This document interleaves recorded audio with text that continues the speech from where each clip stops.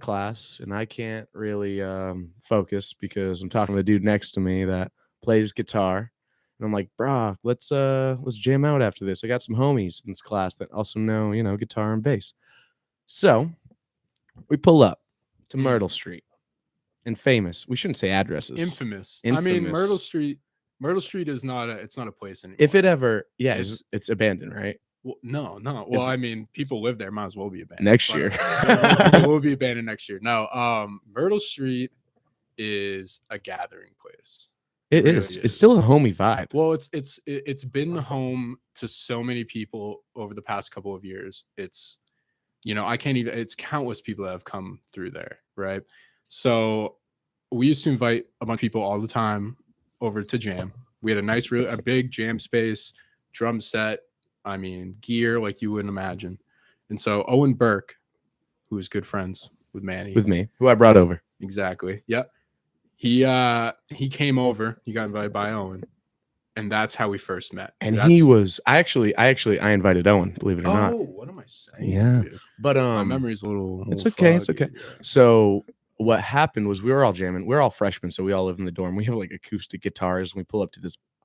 You have no idea what it's like to live in a dorm. You never felt like you lived in a box so much. And you're playing guitar, no matter what, someone's going to come knock and saying, "Turn that down." They never come to you and say, "Wow, that sounds great." Never, no. Wow, what are you playing there? No, shut that fucking thing up. Exactly.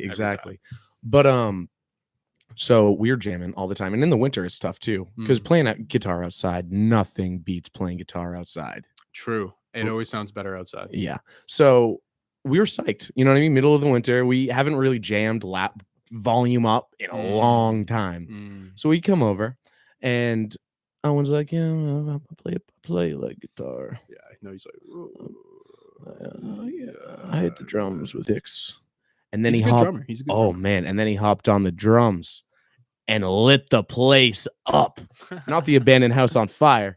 No. But quite literally lit the place up. It was awesome. What a jam session. It really was. And the whole thing about that is, and I'm sure any fellow musicians can contest if they're listening to this, you get everybody's individualized flavor, right? Yeah. When you get random people in a room jamming together and everybody's got their own thing, right?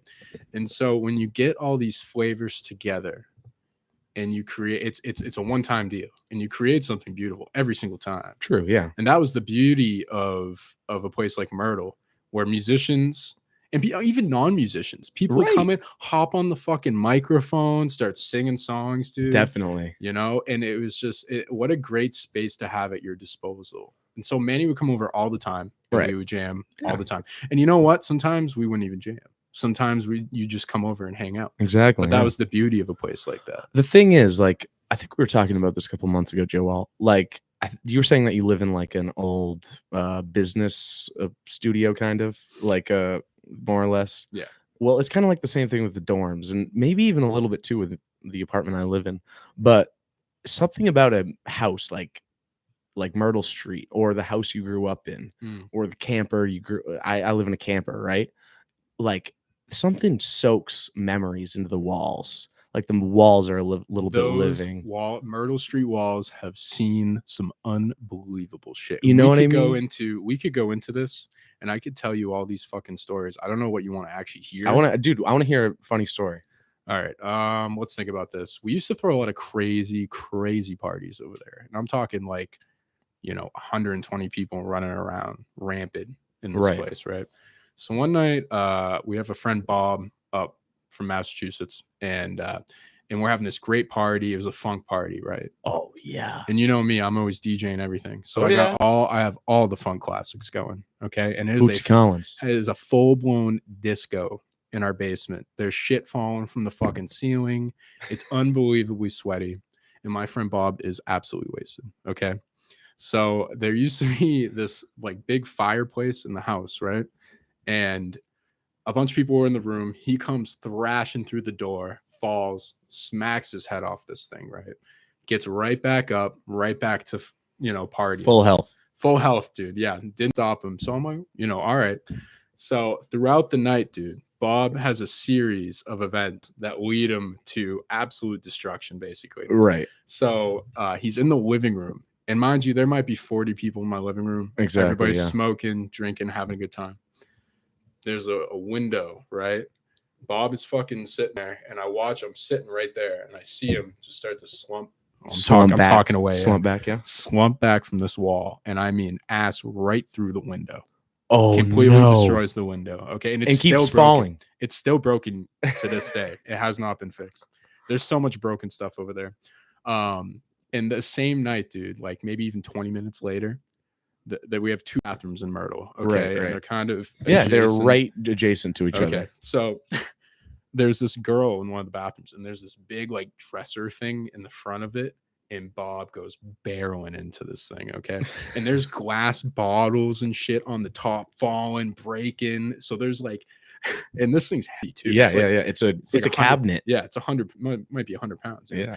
And so it falls on this fucking door, and there's this poor girl go in the bathroom in there, okay? So now Bob's passed out on the ground. There's this 100-pound dresser on the door. She's freaking out from the inside, okay? Yeah. And we're like, don't open the door, because there's like 30 glass bottles that were on top of this thing waiting to fall over, just shatter on top of and her. Bob's illiterate at this point. Yeah. So finally we clean it all up. She gets out of there. Bob says he needs to go to the bathroom. So he goes into the bathroom, okay? So we all walk away. We're done fucking dealing with this. Party's starting to wind down, and we're like, maybe 40 minutes later, where the fuck is Bob? So we're looking around, and we figure out he's still in the fucking bathroom, but now the door's locked. Okay, so now we're freaking out. We're like, okay, so now everybody's trying to break into this fucking thing. I got a paint scraper. I'm jimmying the door open. Okay. Oh yeah. Finally, after like 20 minutes of struggling with this, we open the door, and he is just butt fucking naked on the toilet seat, asleep. And I mean out like a light. And we left him there all night. But that's like the summary of Myrtle. You could come to this place and be yourself. And this is the true testament to Myrtle. It's true. It's like the cabin. I don't know if you've been to that at Sugarloaf. Same premise. Yeah. You can come here. It's a judgment-free zone. Anybody is welcome. Yeah, and man. You will always be embraced for who you are, not what you want to be. No doubt. And that's the beauty. And I think that's how people should operate in life. But that was the beauty, the magic of Myrtle Street. Yeah. Was that you could just be who you wanted to be, and everybody embraced you. Yeah. There's not a lot of places where it can kind of be about that. Like, I feel like when you're in college, there's a lot of outlets, and you can make a lot of friends where you have a lot of people your age, and there's a lot you can kind of just do and say. Like, I feel like I would go over there and just talk to you guys. Maybe I wouldn't be able to talk to a lot of other people because they're, any given Thursday. Exactly. That's a good live John Mayer album, by the way. Any given Thursday. Highly recommend it. Oh yeah, dude, John Mayer will caress you to sleep. We could go on quite a tangent about John Mayer. Matter of fact, let's do it. Neon. Yeah. So Neon, crazy riff. Yeah. Super. I can't play it. I've never learned it, but the guitarists that do love John Mayer. One of my best friends growing up. That's the first thing I ever heard him play. Yeah. Like, what Neon is that? Was the first thing you ever heard him play. It's in C. Wow. Drop C. It's a crazy drop C sharp style riff though. It's insane. Yeah. That's a tough one. But all right, so John Mayer is, a lot of people don't like his personality. They might think he comes off a little bit conceited, something like that. Yeah. I love him for his guitar playing, but there's a talking point that you want to get to today, talking about style. Let's talk about style, because John Mayer has a mantra that he goes by that I think is very applicable in this situation. So what was the question exactly? What was it? It was, is dressing cool make you more approachable? And let's give it context though. So we're going to talk about being in like a band setting. Right. Real quick. I play in a band. It's called Skyline Drive. Check them out. Yeah, we're on Spotify, the whole 9 yards. We're playing Divest Fest on April 9th up at the university. If you haven't got your tickets, I think they're like $10. Get them now. An absolutely great cause, mind you. Oh, yeah. Really good cause. And it's going to be an awesome time. It is. Manny will be there, and he will be getting coverage. So don't worry. If you can't make it, you won't That's miss right. it. That's right. You won't. I should do a podcast from there, interviewing a ton of people. Oh, dude. That's a good idea. You're opening up a can of worms. Yes, I know. I hope I haven't burnt any bridges with those squatters. I love them. The squatters, they're so fun. They're going to be there. Everybody's going to be there. cabin. Yeah, like we were saying. Back to that for a second. Okay. Myrtle Street cabin. Style. Style. Mayor. Yeah. No, but dude, totally agree about Myrtle Street, or just going home after a long day at school or a long day at work and sitting down on a couch and looking at a TV, and it's like, this house was built to live in. This house was built to chill out or go to sleep or eat dinner in. This house wasn't built to just like sell houses in or whatever. No. Or And it's funny, sell plants, like the plant shop. I was going to live there next year. Oh, that'd be a good spot. Yeah. That's a good spot in Orono. Yeah. Yeah. But so the funny thing about that is, like, you know, all these places, you know, there's these like, you know, slum wards basically that own like a bunch of rentals. Yeah. In a college cross town. street, cross properties. We found this dude off Craigslist. Okay. And he was the chillest dude ever. He's like, we're emailing him off Craigslist, doesn't give a fuck. We go to this place. It's like kind of already trashed. Right. But it's something about it, dude. Yeah. It was magical. You're talking about on French Island or Myrtle I'm talking Street? about Myrtle Street. Yeah. Myrtle Street was magical. You got the ice skating rink out back. Yeah. There's like a good like 200 foot drop. Yeah. Nah, that's no hill to snow. I did. You did? Yeah. This winter. I went all the way from the gas station all the way to that lake. That's badass. That's quite a run, dude. Yeah, we went across the street. You know that whole shenanigans. Oh yeah, that's a good spot. Anyways, what were you saying, buddy? Dude, we were talking about John Mayer. We're talking about Skyline Drive. Style. Let's talk about style. Yeah. Sorry, okay. I keep going, sorry. Yeah. No, you're right. off. Okay. So back to the story here. We'll edit this. We're not gonna edit this. No way. So I'm in a local band, and I think the key to success with a local band of any sort is you have to occupy this certain space, right? So let's just do a quick shout out to a bunch of local bands. You got guys like Spaced. I think Jonah's coming on. Oh yeah, Jonah's coming on later. From Spaced, local, you know, punk trio. They're awesome. They are awesome. They got a super raw sound, you know, and they really fill that punk space, you know, that teenage angst energy. Right. Okay. And then you got bands like Sizzle. Okay. They're the resident jam band in Orono, and they do a great job at it. They are the shit. They honestly compliment. You should have Sizzle. Some of them on here, dude. Yoni's just busy all the time. Yeah, they're busy. You know? They're busy cats. They are. The music majors. Fuck. Dude, that's a lot more work. It's a lot of work. Than my major. So back to the local band scene in style. Okay. So everybody has to occupy a certain space. Right. And if you start to branch out into other people's space, that's when you lose the magic. Skyline Drive's not going to go play jam band music, you know? And I don't expect fucking Space to be doing, you know, party style covers and stuff. We're basically a party band. Okay. Yeah. No, we play a bunch of covers. We've got a couple of originals. They're, you know, pretty good. Once again, check them out on Spotify. But there's a couple keys to the kingdom, if you will, right? Yeah. So you gotta occupy a certain space that hasn't already been taken up, right? And then you have to have a certain presence about you when you play live, because there's plenty of places to play live around here. There's always something going on. So when I am about to play a show, picking out that outfit is the hardest part. It literally is the hardest part for me. Yeah. It used to be the same thing for me in high school. Yeah. Oh yeah. And then we stopped caring. So I think going back to this question of, does dressing cool make you more approachable? Right. I think it's not necessarily dressing cool. It's showing people that you have, you know, a certain style about you that you're not afraid to show.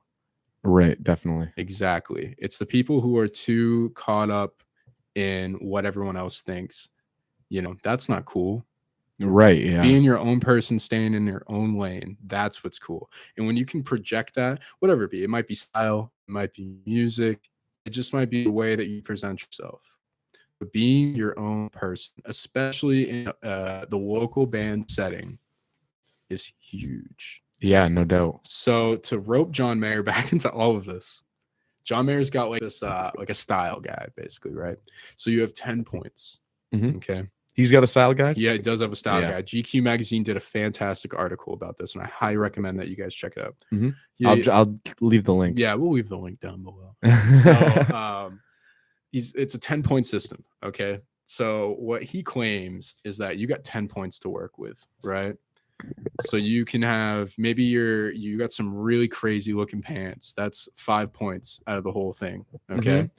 So now you only have I like this. You only have 5 other points to work with. So you're wearing some crazy pants. You got to match it with some cool shoes. Maybe that's 2 points, right? You got to tone it down for the shirt. Maybe that's another 2 points, right? And then you have an accessory that's worth 1 point, but never go over 10 points because that's when your outfit starts to get a little too weird, convoluted. Yeah, I see. Because there's a lot of people that have cool clothes, but they don't know necessarily how to put them. You're talking about like an accessory, like one nose piercing.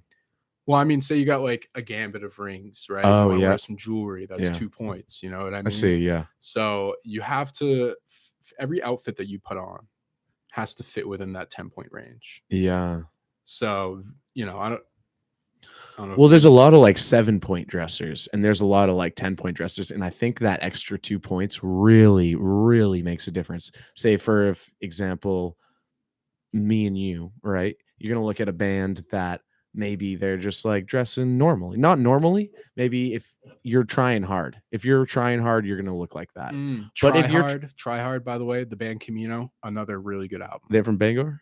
Camino? Fuck no. I have no clue where they're from. Oh, it's like alternative kind of pop. Oh, yeah. Really good. It's one of their earlier albums. I think came out in like 2019. I want to say. Oh yeah. Badass album. Camino. The band Camino. Okay. Yeah, the production is unfucking real. All right, we'll check them out. We'll check them out. Good. We'll close with that music. We can. Dude, so what was I saying? Oh yeah. But dude, when somebody paints their nails, like I remember one time I painted my nails black last year. I remember. And playing guitar. Oh man. Playing guitar with a load of really big old rings. Yeah. Or just a headband. Or just a cowboy hat. But I count a headband as like 2 points. Yeah, 2 points. But most of the time it's out of necessity because I sweat when I'm playing. It's true. The other thing, because when you should go up there with like a Paul Pierce, like that would be awesome. Dude, honestly, did you see the disrespect that Paul Pierce put on KG? What do you say? For the retirement? Oh, what? Did you see that? No, I didn't. So they're all standing in a line and they're retiring KG's Kevin Garnett's jersey in the Garden. And so everybody is there. All of like the 2008 Celtics are there. Yeah. And there's always been this bad blood from Paul Pierce and Kevin Garnett. No, you mean Ray Allen. Oh, what am I saying? Ray Allen and Kevin Garnett. Yeah. Okay. All right. I was going to say, because they were in a line. They're all shaking hands. Yep. But they got Ray just totally beelines and doesn't even. Kevin. Yeah. But they made up after. Did they make up? Yeah. So it was always the beef was they won the 2008 championship, the Boston Celtics, right? Who remembers it? Everyone, if you're from New England, right? And what happened was LeBron was getting pretty good, but he didn't have any superstars with him.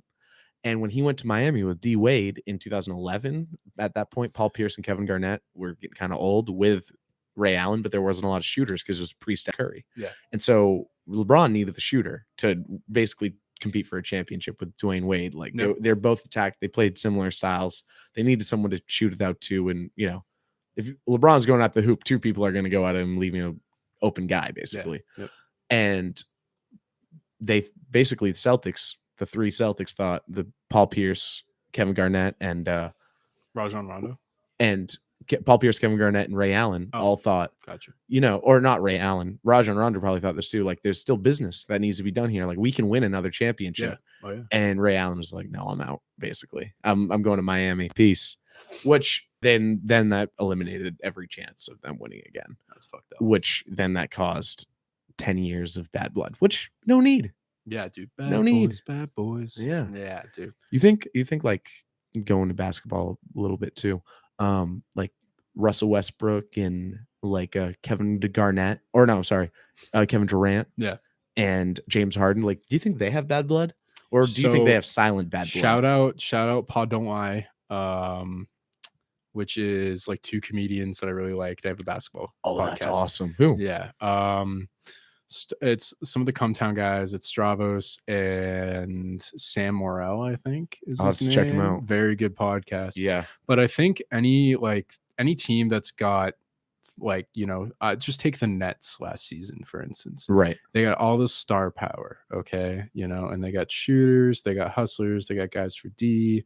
James Harden's a fucking cuck. I hate that guy. And I hate lazy. Kyrie. He's lazy. Yeah. Kyrie. We're gonna have to talk about lazy people after this podcast. Kind of a weirdo. Yeah, we'll save that one. Yeah. That's gonna be actually on his Patreon.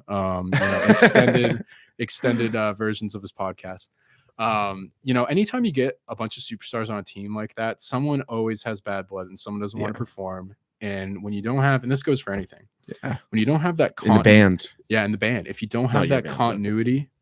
Well, sometimes there's shit that goes on, dude, and everybody's, kind of fucking a lot of drama, little angsty, angsty about stuff, it affects the overall product, whatever team you're on, So I think when these teams that might have a big three or they have just that crazy, line, they got a couple guys on the bench that are really good too. All that star power, where does that get you? It reminds me of a saying that my grandfather used to tell me way back in the day. And it was, one boy does the work of one boy, and two boys does the work of half a boy. Like you're saying that, like when two people are together and they're acting lazy, you're saying? So what I'm saying is one boy does the work of one boy, right? Right, yeah. So, but once you get two boys together, they're fucking off. They're fucking off, or there might be conflict and not as much work gets done, right?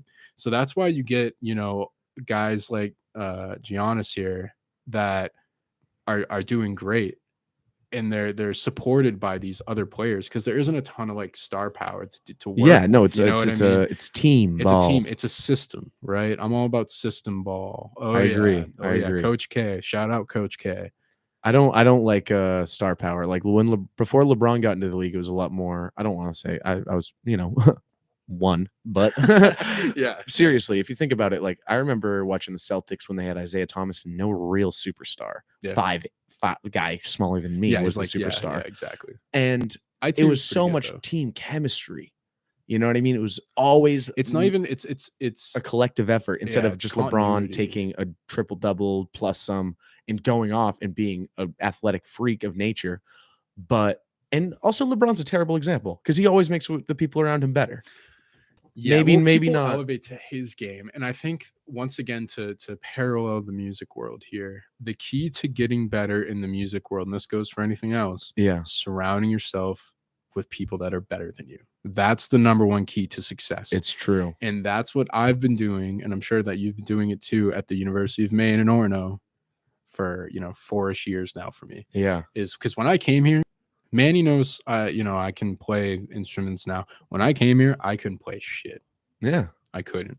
Yeah. And I met Owen Savage. Shout out Owen Savage. Owen, he's making NFTs now. Well, you should really check out his artwork regardless. He's got some incredible stuff. Yeah, that's no diss. That's fantastic. Exactly. So when I met a guy like that who's unbelievably talented but creative, you know what I mean? You can't define him. Because he's his own man. He's in his own lane. Okay. But when you start working with a musician like that, who takes you out of your comfort zone, the sky's the limit. It just makes you grow exponentially as a musician. Yeah. And same thing goes for when you're on a professional sports team, Yeah. I'm sure you can sympathize with me, about playing with people who are better than you and elevating your game. Yeah. Essentially.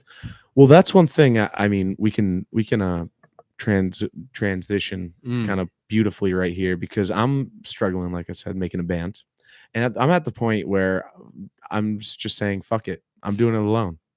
I can. He's a solo fucking act. Don't forget it. Don't forget it. But like seriously, I mean, look, I play with my father and out of the pub we own at the campground. So can we talk about that? Have you talked about that yet in the pod? Or? Maybe, but yeah, let's talk about it. Okay, so Manny's family owns a campground. Oh yeah, the campground. We've talked about that. Look. Oh, you guys have? Okay, never mind. We got Acres of Wildlife, baby. Yeah, baby. Shout out Acres of Wildlife. Check them out. Hell yeah! Let's flip it, please. We got some lodges. Some accommodations. We got a lodge. We got some accommodations. Check us out, babe. Actually, it's time for a quick sponsor. Yeah. Okay. Yeah. I was gonna ask you if you had any sponsor reads or where anything. Are you gonna go camping, dude? Where else am I gonna go camping? Acres Wildlife Campground. Of course. For the best prices and the biggest just nature experience. And yeah. Look, you get to hang out with me. Maybe get on my pod. Is that Belgrade Lakes region technically? No, it's a little bit south, so it's Okay. near like the All Sebago right. Lake area. Gotcha. Yeah. Absolutely beautiful area. Gorgeous. A wonderful family that runs it. We It's a got family business. exactly Live music every 3 days, 2 days, 3 days, whenever the fuck once Manny a wants to week. hop up there with a guitar. Well, we hire bands twice a Exactly. week. And So honestly, you might be able to catch my band there yeah, this no, summer you will. if 100%. everything goes to plan. We'll see. You're But they getting have up there. wonderful lodging, wonderful accommodations, plenty of facilities to use, and it has beautiful views to boast. Oh yeah. Oh yeah. So well, yes. we'll see you there. We'll Yeah. see you there, buddy. I'll see you there. So wait, what was I saying? Oh, yeah, I just want to do this alone. Starting a band. The more people that I'm realizing, it's like I want to start a band with my friends. Really, Ideally. Ideally, it's hard, but a lot of my friends don't play music or don't want to play music in front of people. You know what I mean? Oh yeah. So that was my problem too. Exactly, or they're just lazy. Not, I'm saying they're Yeah, lazy, they're still our friends, but they they might be musically not saying even that motivated. They might not be musically motivated. Yeah, maybe not motivated. Just maybe they're just busy. They literally can't, like, there's a lot going on. You know what I mean? It's hard for me to just say, guy, like, let's practice twice a week, once a week, even once a week. It's hard to find 4 people that have the same hour free. Manny knows what the fuck he's talking about, because I'll tell you one thing: when you try and get a group of kids our age that have zero attention span to begin with, when you try and sit them down and play the same song for an hour, good luck, dude. Well, I mean, it's just like, even if those people say they want to be there, by that hour is done, and everybody wants to fucking leave, and everybody hates everybody now. Exactly. So, trying to find people that are willing to put themselves aside to do this is really hard. And that was always my problem too. I mean, I've been trying to do this shit for years, people. Okay. I had a band freshman year. We played a couple gigs. It was wicked fun.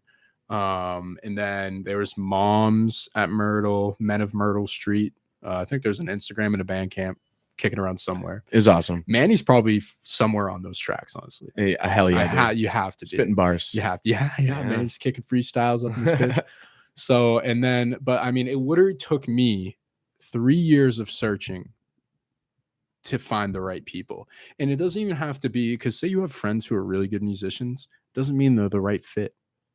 You know what I mean? 100%. You have to find musicians that are the right fit. Very well put. And I will say, I mean, me and tie my shoe real quick. Oh yeah, send it. Well, you'll still hear me. Me and Joe were not in band. He doesn't like to call it a band, but we jammed out a couple times, right? And he was fantastic to play with because he knew how to be in a band. A lot of guitarists don't know how to play in a band, more or less. And he's learning that. He's relearning that whole process too. He's good at it compared to a lot of people. Because a lot of people, you can learn how to play guitar, but a whole nother skill set is learning how to play with other people. Exactly. Learning how to play in a band. And this is a whole nother skill set.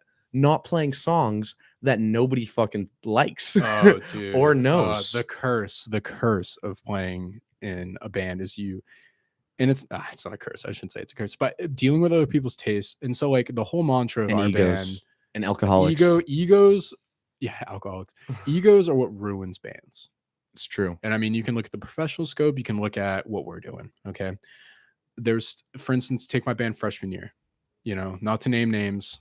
There was a kid in this band who's unbelievable. He ended up going to Berkeley. If you know what I'm talking about and you're listening to this, miss you, bud. But everybody he had such a big ego. It's because he was so good. Yeah. He was so good. Yeah. And it kind of ruined it for everybody because he wanted to play these songs that nobody wanted to hear. And the mantra of Skyline Drive is play what people want to hear. Exactly. That's my thing too. 100%. Exactly. Just that. We can jam. We can play whatever we fucking want. But when it comes to a crowd, I want to be playing. I don't even give a fuck about sounding good because I want this crowd to be singing so loud that they don't even know what they're listening to. That's why we play You Belong With Me by Taylor Swift. Do you think this guy wants to play You Belong With Me with Taylor Swift all the time? Fuck yeah, you do. Yeah, I do. Yeah, you do. Because people love to hear it every time. Love to hear it. And nothing, me and you, we've DJ'd, probably always been the DJ of every party we've ever thrown. Yeah. But that's one thing you really learn. Music you really taste learn. is paramount. It is. That's what brings people together. Not music, but good songs that everybody knows. Everybody knows it really specifically. Yeah, no, and I mean, yeah. You want to talk about everybody has to know these songs, It's one of those things when we're picking songs, we play and dance too. They got to know it's it. got to be a dance song. Yeah, it's either it's got to be easy. Sing it, and it's got to be easy enough to sound like the actual song, well, or a version of. That's the trick, right? Or a version of close to that. Yeah, because just to I can't wait to jam with you after this. By the way, yeah. So we're gonna jam the fuck out of some songs once we're done. I will survive. Yeah, maybe. I don't know. You know it. You'll hear that a lot. Yeah. So the whole thing about because so a lot of the songs that we play aren't necessarily super difficult. It's how you play them, right? And to play songs that are a little bit simpler, you just end up doing. Sorry, my phone's going off. You end up doing such a. I'll put it somewhere else. Yeah, so it doesn't on the table. You end up doing such a better job than trying to play something that's technically challenging, right? Because we can play that stuff all fucking day. But is that what people want to hear, right? Is that what we can throw together in the amount of time that we have? For instance, Divest Fest is April 9th. So we're 2 weeks away now. And all the bands are getting their sets together. Things are happening. Things are moving. Okay. And should I leak maybe a couple songs from the set that we're learning? Oh yeah, dude, get people hype. Okay. Get people buying tickets, so dude. If you it's an all-day event. Yeah. Okay. It's an all-day festival. There's going to be everything there from people giving out tattoos to food vendors, drinks, bands playing all day. I think we're going on at, gosh, I want to say 6:30, and then Sizzle's taking us home, and we have something absolutely unbelievable planned. Is it collab? It is a collab. Yes. Sizzle Drive. Okay. We're playing the YMCA for everybody to enjoy. Skyline Sizzle coming at you live. So, but here, going back to the point here, that's a lot to throw together. There's so much that needs to be coordinated, right? And when you are trying too hard, it's gonna all fall apart. You know what I mean? So, and going back to we're college kids. We're college kids. You can't expect too much of us. You know what I mean? Yeah, seriously. I rather play not the easy stuff, but the simpler stuff way better than trying to play technical stuff and me too all fall apart.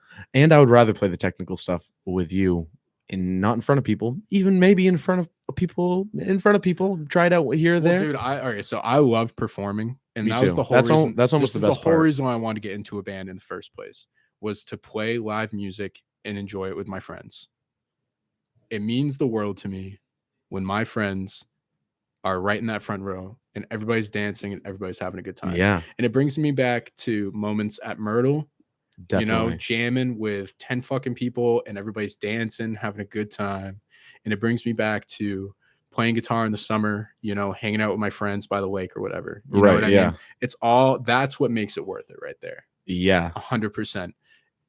And having the opportunity to do something like that, yeah, it takes a lot of work to get there, but once you get there, I promise you, it's worth it, 100%. Oh, dude, it's hard to get there. It's hard to find musicians. I got people emailing me right now. Have you seen my signs all over campus? I have not. Join a band. Oh, yeah. Well, our friend Jacob Latta. Oh yeah, maybe Burke as a drummer or something, because Latta's trying to start a fucking band. I know. Latta be a good person. I talked to him about it. Good. But that's the thing, dude. There's so much fucking talk in this exactly. Town. There's so much talk. Let's do it. And I almost try to speak it into existence. Like maybe that's a little bit lying. Manifest your own destiny. 100%. But that's what it has to take. Like I'm doing this. I'm gonna be playing at OHOP. Here are the songs. They're easy. You want to play at OHOP? Can we plug something right now? Yeah. Playing at OHOP. Jonah is going to be on the next podcast. We're going to talk about him more. Badass. So he's going to be setting cool it all dude, up. Cool cat. Cool ass guy. Yeah. He's a cool cat. Cool Cat by Queen. Cool. You showed me that song. One of the best tracks, man. Cool. You want to talk about Pocket, man? It's there. That's all Pocket. Cool Cat. Yeah. Yeah, buddy. Dude, Queen. Do you know how smart Queen is? Those guys. I mean, Brian May. Brian May is an unbelievable music composer. And he works for NASA. You know that? Yeah. And the drummer was going to be a dentist and dropped out like whatever. He 6 years. He couldn't fix Freddie Mercury's teeth, so he quit, is what you're telling me. Really? No? I don't know. But the only person that was like had no backup plan basically was Freddie. But he's like the one who made it happen too. Exactly. And he's the creative mantra. I mean, maybe not the creative mantra, but he was the one writing Bohemian Rhapsody. Imagine seeing that before it ever happened. Dude, in this, it's just like a band has a sound.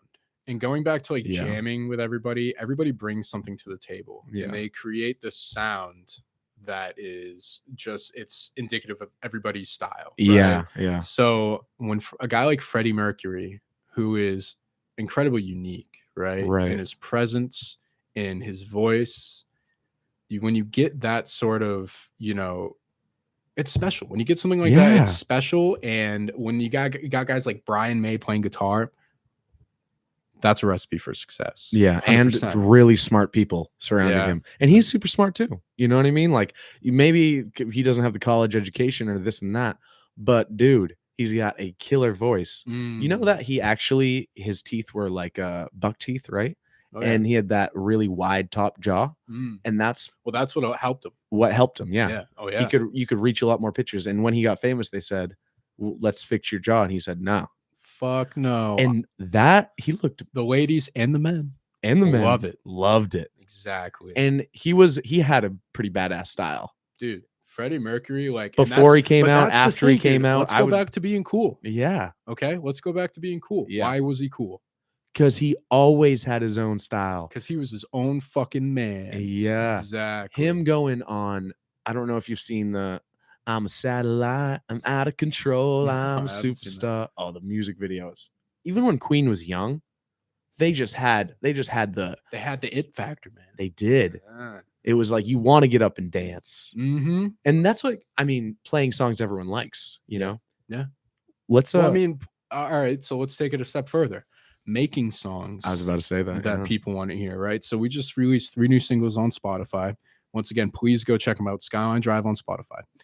When we're writing these songs, okay, my number one thing, me and Ben did a lot of the writing, like the lyrics, right? Yeah. And our whole thing, the whole time we were writing this was, what are people going to want to sing? Yeah. What kind of melody? How can we use music theory to our advantage here, right? Mm-hmm. What kind of notes are we going to pick? Okay. How are we going to work this melody into the song? What are we actually going to say? What kind of story are we trying to tell? And to be able to do a song that people can assimilate to and understand from that level, from the lyrics outwards, it takes an unbelievable amount of concentration, know-how, and creativity to make something like that happen. And when you have all these great bands, and you hear these songs on the radio, not a lot of people are thinking about, man, how the fuck did they write that song? A lot, yeah. Or how did they pull that off in the studio, right? What made them choose that specific sound with that specific, or a guitar solo with a specific voicing, right? It's all these little creative choices that nobody ever thinks about. And we got in the studio to record these tracks, and the common consensus almost too many of the options band was that it gave us a whole new framework in which to appreciate music. Because for the first time, I was put in a creative position where I had all these instrumentation and tools at my disposal to create. And not create like we're in fucking, Manny's room right now, picking up a guitar and just like, oh, let's write a song. But writing something that everybody else can almost relate to a little bit. Because here's the difference between, a lot of people write songs for us, for me and you. We're going to write a song for us to play. Yeah. Try writing songs for other people to play. Try writing songs for other people to listen to and enjoy. You have to remove yourself from the situation almost. Yeah. And be objective. Do you ever, dude, let's talk about writing a little bit here, because I love. Should we just make this? Is this some music? Writing. You're going to get 2 music podcasts in a row. Oh, I love it. So we'll talk about everything, dude. Exactly. But, dude, I love writing. Like I said, I seriously do. When I hear a little shout out here to Pine Tree Riot, that band we just saw on my birthday. Hey, Pine Tree Riot. Yeah, actually, fantastic. Shout out to Manny. It was his birthday. Yeah. We had a show. What was it? It was awesome. Weekend? In some like neighborhood brewery. Yeah, it was badass. It was awesome. Yeah, it was a good time. But this little lyric, this was it. there she goes, dare I go, which is the the main saying. Yeah, that was the hook. But he said in one verse that almost stuck with me so tight. Grew up in a northern Maine town, everyone's struggling to see it around. I think I giggled almost a little bit. Yeah, because it's like when you're hearing a song and you hear a word, like say for example, I was writing a rap the other day and I was listening to a song and it said alkaline, like charged up like alkaline. And oh man, that resonated with me so much because that word is almost hardly ever used, but everyone knows what it means. Yeah. You know what I mean? So almost relating it to, I don't even know how to say this truly, but like something that everyone can relate to just a little bit. Yeah. You know what I mean? Yeah. And really make it unique to where it's like, grew up in a northern Maine town. And then, but then, for example, play into like the trope of country music coming up from that right, hometown, exactly. You know what I mean? But also, Green Day, for example. This is what I was talking about. We got some very special stuff, Green Day wise, planned for Divest Fest, by the way. But like in middle school, you know how everyone loves Green Day and Nirvana, because everyone's fucking confused and doesn't know. You know what I mean? For the most, actually, shout out American Idiot. That got me through. That's one of my 7th and 8th grade. It's one of the most cohesive and coherent albums that I've ever heard to date. Dude, Jesus is Suburbia. Dude, what a... We can't talk about that song right now. Beautiful. That's a secret. It's a secret. We can't talk about that song. It's hidden track. All 9 minutes of it. So good, dude. So good. That album is fucking unreal, man. I was never really a fan of the new pop sounding Green Day. After I know it's a hot take. Trace, I mean, I'm out. I'm checked out. Yeah, I thought that about American Idiot. As much as I loved American Idiot, as much as I loved it. That's a hot take. That is a hot take button. Yeah, dude, I gotta get one. I know. So, yeah, it's a fantastic album. Don't get me wrong. It almost like breathes our childhood because everyone's singing it. Just came out. It took over the school bus, even when we were in first grade, and we were like, "Idiot, American Idiot," you know, a little bit. But that punk original hardcore, like I'm struggling here, dude. Like, I don't know who to talk to. I feel alone. Yeah. It's like everybody can relate. All this angst that's building up. Right. Yeah. Sit around and watch the Tube masturbate twice or two in Longview. Yeah. But like a little bit. Another good album. That's what I'm saying. Yeah. Buddy, that relates to every loner a little bit, you know? So same with Nirvana. Yeah, same with Nirvana. So when you're writing music, you know, and here's the perspective I want everybody to walk away with is that you listen to those songs and there was 3 boys or girls, maybe both, sitting in a room, 4 or 5 of them, writing that song and making all those creative choices right down to the lyrics, you know? Right. And the more relatable you can make something, and almost ambiguous at the same time, because you want to be relatable, but you don't want to be specific. Right. Yeah. And that's a hard something line to in the walk way right there. That's a hard line to walk. So you want to be relatable. You want to be specific, but you want to leave. You want to leave room for people to insert their own memories in these songs. Yeah. You know, and like I said, once again, easier said than done. Truly. Yeah. It's not easy. It's not easy work because you can have the most badass song in the world, instrumentally speaking. But dude, if your melodies and your lyrics fall flat, fuck your song. I don't know if that's all true though, because if you take, for example, like it Weezer, depends what you're writing, and once again, yeah, depends what you're writing these songs for. If you're writing them for me and you, let's have some really cool music. Who gives a fuck about the lyrics? You know what I mean? But when you're writing songs for other people, like the Bannerman's been doing, a different creative outlook. 100%. Yeah, no doubt. And I think what Manny's about to go into here is if you take examples like Weezer or whatever that have just shitty fucking lyrics, at least the melody's there. Yeah, you know what I mean? Melody can save the melody lyrics. Is there, but for example, like Smells Like Teen Spirit. I was gonna say when I was talking about Green Day, right? Nirvana, Kurt Cobain, obviously everyone looks up to him a little bit, but friggin' dude, if we're being real, dude, he's not a great guitarist. Is that what he's known for? No. Is he known for his great poetic lyrics? Not a lot of people are paying attention to it. The lyrics, dude, you play Smells Like Teen Spirit at your shows. So yeah, no, that's like usually. But dude, the bad lyrics and bad guitar put together really resonates with so many people so well. Yeah, well, that's grunge in general, though. Yeah. I mean, and honestly, right, to give credit where credit is due, a lot of that music is really good, and it's really well composed. It might not be technically, amazing by any means. The technical aspect of it isn't good, but it's how all that stuff comes together. Yeah, and I mean that goes back to what we were talking about a little bit earlier too. Is look, he wasn't a great guitarist and he wasn't a great songwriter, but if you just play a simple, good, a couple simple chords, anyone can play "Smells Like Teen Spirit." It's a time and place dance thing. to it. It's a time and place thing. Yeah, no, grunge. Because here's what you gotta think about, right? So hair metal was just dying out. Okay, we're coming into the 90s. We need something new. And there's a lot of teenagers out there that have been listening to, they have been listening to whatever, the Def Leopards, the fucking with the synths, and they're sick of the synths. Yeah. That's like Van Halen towards the end of their career. The last back half of those albums are just, there's too much electronic stuff going on. But and I could get into it. Bands like Winger, and even Def Leppard had a little bit of a keyboard. But here's the thing, right? Habit. So hair metal is dying out, and there needs to be something new. And this is where I'm going to with a time and place. Grunge is what the world needed. They needed something new. They needed something angsty. Nobody was representing these people in the music industry. Okay, so when people like Nirvana come along and they're singing songs about being fucking gay, being happy, and all this counterculture stuff that these people haven't felt represented by, people gravitate to it.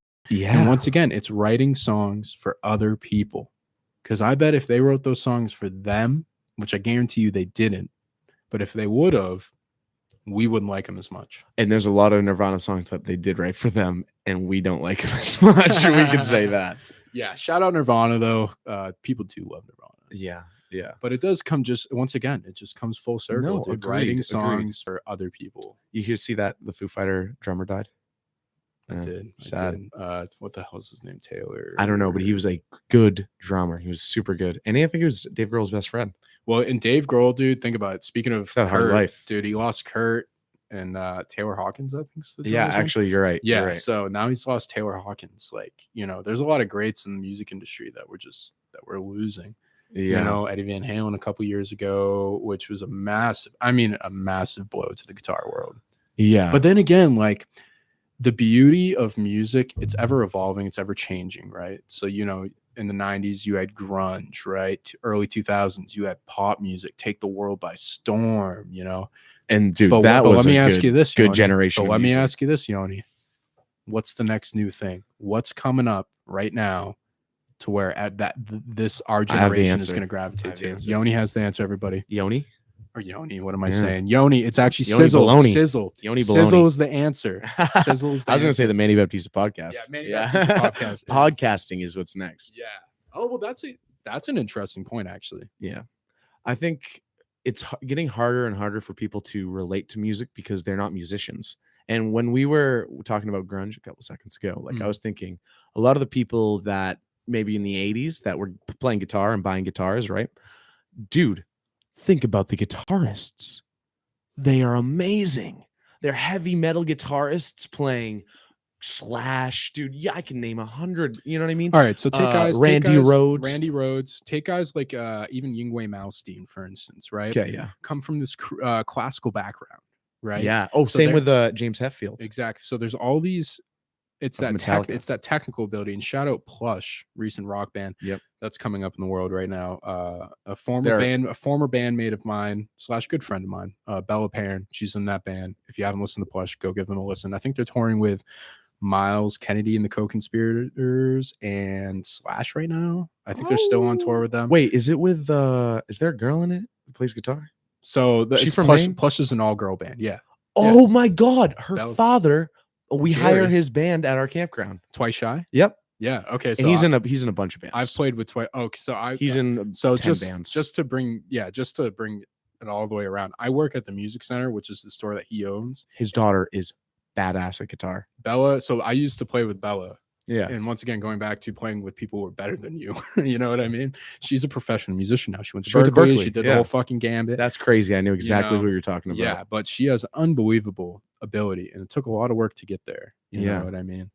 And so when we're talking about bands that are coming up and the new sound, the new wave, like, you know, is all girl rock bands. You know, you got Hailstorm, you got Plush. I agree, actually. You got all these unbelievable rock acts that happen to be all female. And badass, dude. Badass. I agree. I totally agree, dude. Female.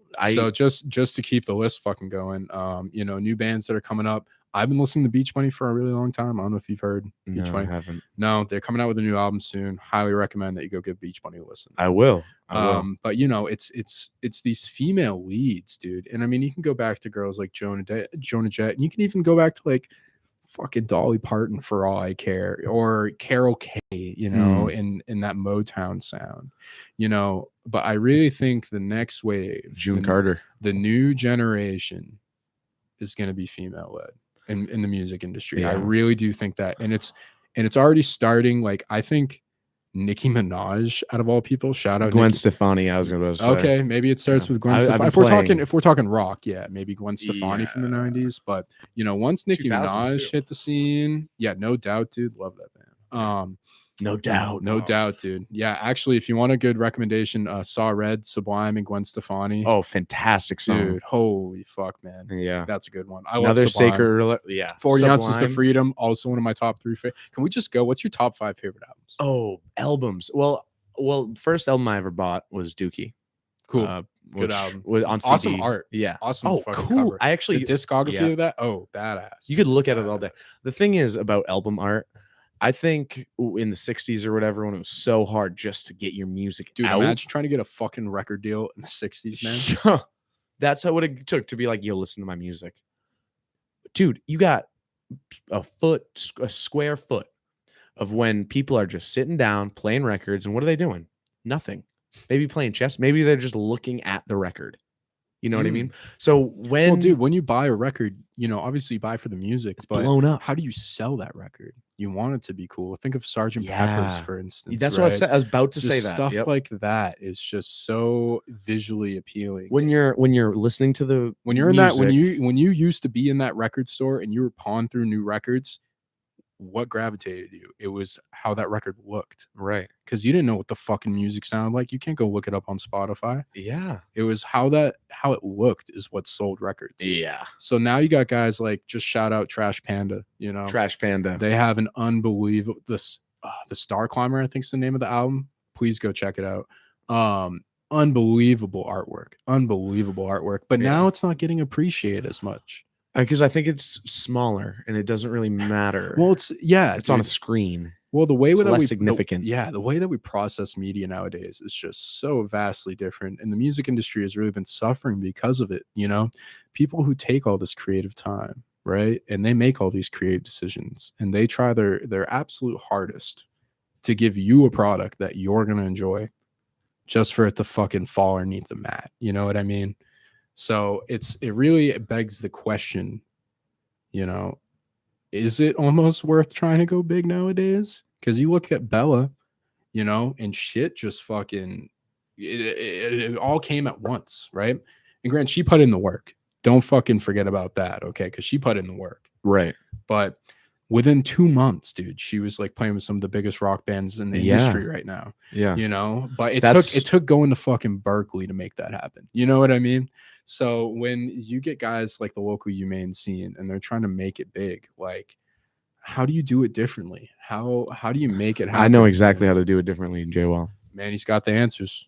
You got the answers. Yeah. But for real. So I know it sounds cocky. I got the answers. But buddy, you want to go up there and do what every other band does? Go up there, play 5 songs that are cool and everyone sings. And everyone meets you after. It's the space you want to occupy, man. Yeah. Because that's the space I'm occupying. Yeah, no doubt. But you want to know how to do something different that people remember? To get a comedian on stage. That's seriously. And Manny's coming up to play next now. Dude, dress him up in a chef outfit and tell him just be dancing, playing jokes. And dude, you want to do something that is something different. else? That is 100% different. Play Canteen Band. Play something different. Play something that you're gonna go home. Like, for example, but that not too different, because you want people to enjoy it. You know what I mean? Oh, no doubt. But say, for example, we were watching a band. I can't remember the name of the band, but they were playing Today Was a Good Day melody, all the 90s rap melodies, but nobody was rapping them. But that's all right. That's all right. They were playing them. They were playing this. Which band? There was a band at OHOP, you guys, that played before something you guys. Tyler Perry Experience. No idea. But if it is the Tyler Perry Experience, I heard I listened to some of their stuff. They're super sick. Please awesome. Go check them out. Well, they were playing Still Dre. They were playing all these 90s hip hop. Or was that Love Laced Up? Love Laced Up. That's okay. So because we had a gig at OHOP and those guys, yeah, those guys were cool as fuck. I like those guys. Yeah, and they were wicked nice. Yeah, all of them were wicked nice. Shout out to George from Love Laced Up. He did a sick edit for us for our music video, Summer Saturation. Oh yeah, it's on our Instagram. Let's go! Dude, I can't wait to see that. We'll leave all the links for Spotify, music video, Discord. Yeah, but we're on Discord now. But yeah, shout out those guys. And you know what? I just like. Obviously, that's a little bit different, but they're new. They're also new on the scene, dude. Like, you know what I mean? Like, but yeah, give them some credit where credit is due. So what they did was they threw together like a 90s rap medley, basically. And obviously, they're not going to be up there rapping it. They're fucking musicians, but they're playing the melodies on the keyboard, and everybody heard dun dun dun dun dun. They knew exactly what the fuck was up. Okay, yeah. So hold up. Yeah. I wish they sang that. You know what I mean? That would have been awesome. Yeah, exactly. No, it's just like. But no, yeah, I'm not hating. I was literally just saying how awesome it is that they're just doing something different. If you want to go up there and be the same and play the same 5 songs, or even be more normal and play 5 songs and nobody knows, go up there and do it. But if you want to go to that next level, go home being like, yo, I had so much fun tonight because of what they put on. Not only the music, but the stories they told. It's the performance aspect of it. It's the performance aspect. And that's the number one aspect I focus on is the performance of it, right? Yeah. How can I be a showman? How can I engage people? Not necessarily with the music, but with myself. Okay? No, 100%. And also, just to throw it back real quick, the key to making it is occupying your own space. We talked about this, with the local bands. Yeah. Everybody occupies their own space. For instance, Midnight Breakfast, shout out Midnight Breakfast. They have all these originals. They have the most pedigree in town. They've been around the longest, and they have all these singles that people really love, but they have occupied a specific space. And so you got to find your niche and you got to go for it. You got to make sure that nobody's stepping on your fucking territory. Yeah. Nobody's having a podcast in fucking Orono, and I haven't heard about it if they are. Okay. Well, tell him to hop on mine. Manny is out here doing his own thing, working his own niche, and this shit's gonna blow up, dude. Thank you. But that's the key to success: is finding your niche and applying yourself. Yeah, no doubt. No, that is true. It's harder than it seems too. Just getting out there in front of people. Yeah. Okay. Top 5 albums. Top 5 albums. I mean, it's really hard about albums that you like at least. Yeah. What have you been listening to lately? What's on the docket? What's in the playlist? What's on repeat? So Sly and the Family Stone? Damn right I do. Oh, so good. If You Want Me. No, you don't. No. You Want Me to Stay? Mm-hmm. So is that Bootsy Collins' band? I think Bootsy, it is. I think was in it. Yeah. Sly and the Family Stone. Yeah, dude. Yeah, Bootsy. So have you ever seen Bootsy's bass? Yeah, the Star bass. Badass. Of course, dude. But once again, dude, he's in his own lane, man. He's got his own style. That's what makes him so cool.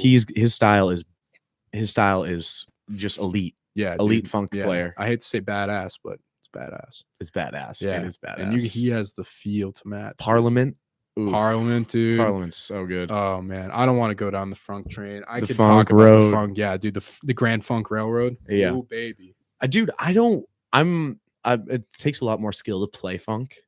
That's my favorite, by the way. Just my favorite genre too. Well, that's my favorite genre to play. And my band does not play any funk music. I love funk music. But I've been realizing my brother was in Mamma Mia. He was in that play. Cool. That's great production. I've been trying to get him to play music forever, dude. Everything. But if you force it, obviously it's not going to happen. Yeah. But what I was saying was I'm trying to play ABBA songs now. I'm playing Dancing Queen. And dude, I'm doing it solo, but guess what? I'm playing it. You know what I mean? Yeah. And sometime Arky's gonna be like, "Oh my god, this is awesome! I got it." You know what I mean? Well, hey, if you need a funky bass line, you call me. I'm gonna call Jwall is gonna be my bass. in Orono. Yeah, you know it, guy. But yeah, dude. Not the best, but the funkiest. Yeah. Laid down the funk. Yeah, baby. Thick. Dude, you wanna hear a funny story, bro? Do I? Dude, so me and my buddy, we were in California when I was probably a sophomore in high school. I was a sophomore in high school, right? And we were going out there with his mother to see his grandmother. Cool. And she was cool, you know. We were going out to skateboard and stuff. And he's talking like he's trying to go for it or something. Like trying to go for it in Cali. She was cool, you know. She was all right. She was chill. No, I was playing like GTA on my like iPhone 4 or iPod 4 back then. But no. So we were driving all day because we landed in San Francisco and we went all the way up to Mendocino County. I don't know if you know where that is, but that's Northern California. Basically Northern California. Never been to Cali, so. Yeah. Not yet. Well, it's falling off the earth, catching on fire. Yeah, true. I better go quick. Water. I better go quick. No, but yeah, we were going through this town and there was this town called, we didn't know how to pronounce it. It was Xavi. How would you pronounce that? Xavi. Yeah. I said it was Xavi. I'm not even gonna try it. Yeah, and I'm not gonna embarrass myself like that. Yeah. But my buddy was like, I think it's Xerxes or something like that. Sounds kind of something that was not like, you know what I mean? And so we were like, oh, we'll stop at like a Dairy Queen and ask, right? So we pull in, you know. Shout out DQ. Waiting in line. Dude, Dairy Queen in California is so good in the summer because it's dry heat and you're like, oh man, ice cream. Yep. So we get to the counter and I'm like, excuse me, ma'am. Could you please tell my buddy right here what the name of the place that we're in is called? And she just looks at me and goes, Dairy Queen. Oh gosh. And I just felt like such a dumbass. I was like making it like, just say it nice and slow so he can understand, so my friend can understand. That's tough. I still don't know what it was called. Xavi Mama. Xavi Mama. Nice, dude. Dude, that's something like times like that with Are we going back to fucking are we talking albums here? What are we doing? Oh yeah, we could talk albums. I just thought of a funny story when I saw California. That's a good one, yeah. Dude, the map. There's a map right here. The map. We love maps. Fuck yeah, we love maps. Dude, talk about albums. My favorite album right now, Leonard Skinner by Leonard Skinner. And this is a little offshoot to this. I don't know any other good bands from Florida. Do you? Leonard Skinner from Florida, but I don't know. I don't think I do. So many. Shout out to Leonard Skinner. Actually, the Van Zants. Towns Van Zant.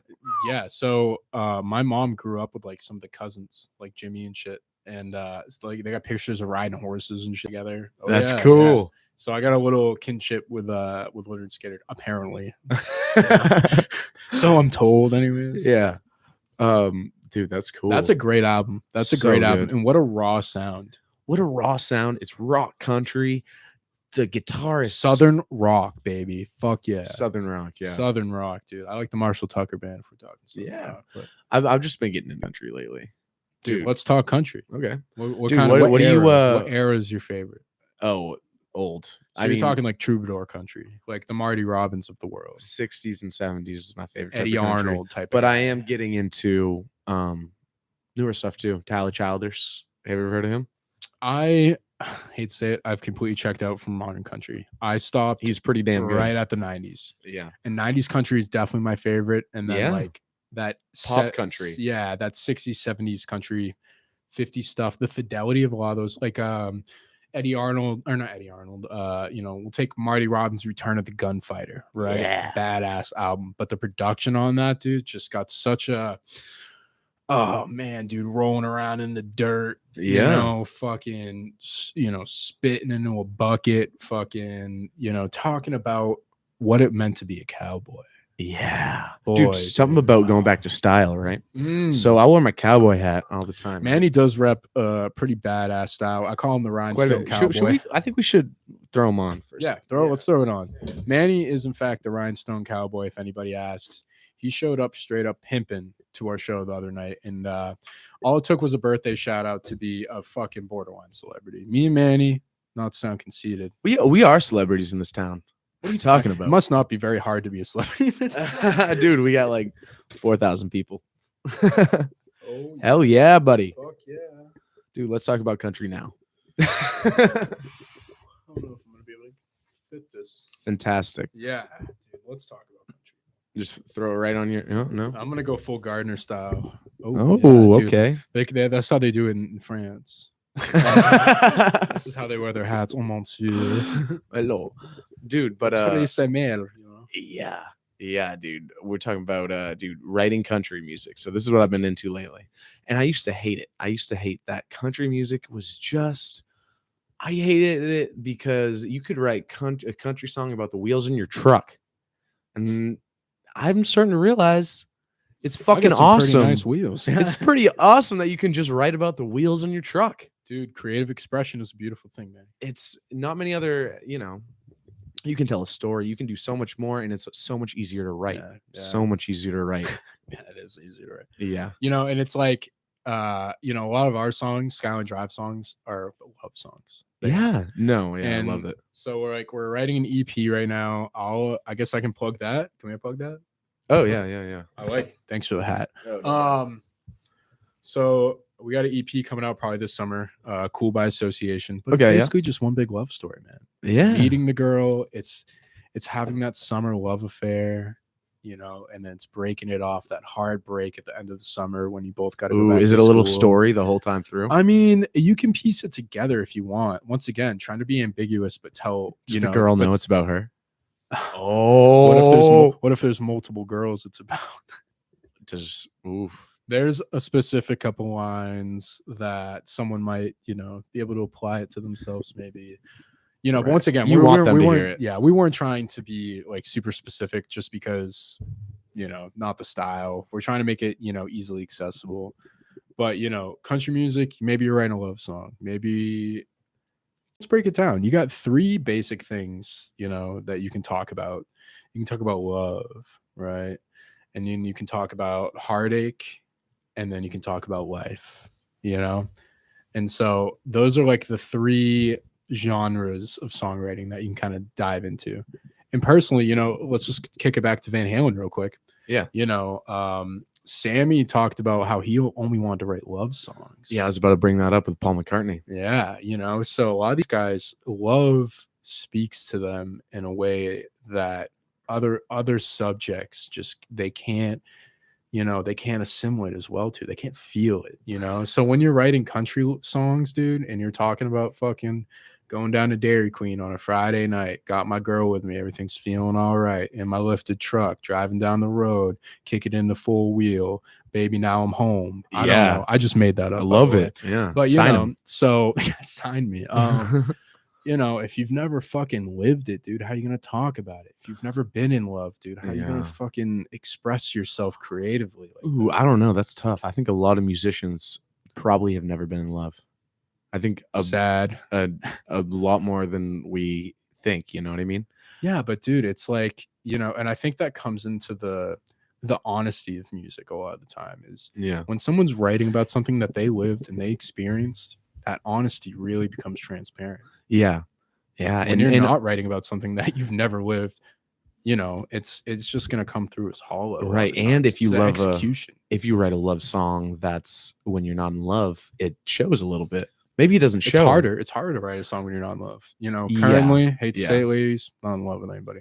But I'm writing these love songs, and I have to put myself back in that feeling, dude. Back into the ringer, basically, of which it's almost love and emotion, and it helps you become more in tune with yourself when you're trying to write stuff and you have to tap into those it's like an actor, right? They have to portray. Shout out to Will Smith last night smacking the shit out of Chris Rock, dude. And then he's like, what'd he say? Keep my fucking name out of your mouth, but dude, I literally saw that happen in King Richard, dude. I literally saw Will Smith do that exact same thing, but dude, it was fucking real, man. It was real. So just a recap, she's got alopecia, right? Who? Will Smith's I have no idea. Yeah, wife. She's got alopecia, right? What's that? So, in technical terms, can't tell you in layman's terms, she had a shaved head, right?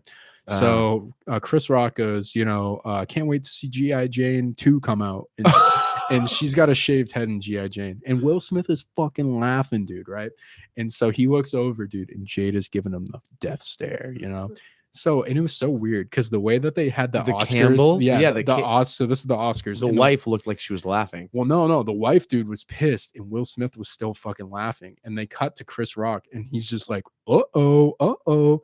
And Will Smith, dude, out of left field, dude, gets up and like Hollywood movie set, dude, smacks the shit out of Chris Rock, and Chris Rock handled it like a fucking G, dude. But so and then he sits back down, keep my fucking mane out your mouth. And he's like, I'm sorry, it won't happen again. Like live television. Yeah, live. And fucking, and then you could tell when the camera pans back to Chris Rock, he's got like a little bit of a swollen eye, a little bit. Yeah, dude, he's fucked up. He just got smacked. He's stunned. Yeah, he's stunned. Yeah, dude. And what a professional for tying it together. But what I'm saying is, you know, Will Smith is an actor, and he's probably played that same role, fictitiously speaking, so many times. Ooh. But dude, when you see someone that's fictitiously done something like that before do it for real, holy fuck, scared the shit out of me. But it's true. Know, once again, it goes back to that was a real feeling, right? And Will Smith is such a good actor, just like some people are such good songwriters, that they can portray that same emotion, that same feeling through the medium of you know, art, basically. And that in and of itself is a skill that's super hard to come by, dude. Unbelievable. You have to develop it. You really do. Yeah, dude. Yeah, that's a good. Yeah, I mean, it's so fucking, you know, Will Smith is up here living real life. It makes me think, dude, like you get two dudes like Chris Rock and Will Smith that have been in the limelight for fucking years. They're superstars, you know. Neither of them can do anything wrong. Well, no, dude. It's just like, imagine being a normal person and someone insults your wife who's battling with an illness, and you go up there, smack the shit out of them, and now you're in a room of 500 people, your peers. Everybody's staring at you, dude, like, and talking about it. You can't tell me there wasn't a moment of fucking doubt, self-doubt that Will Smith had said, shit, dude, I might have just fucked up, you know? Yeah. Yeah, or and then he goes up and just accepts his fucking award. Hey, yeah, dancing at the after party. Oh yeah, oh yeah, dude, acting like it was nothing. Yeah, meanwhile, Chris Rock probably fucking checked out, dude. He probably went home.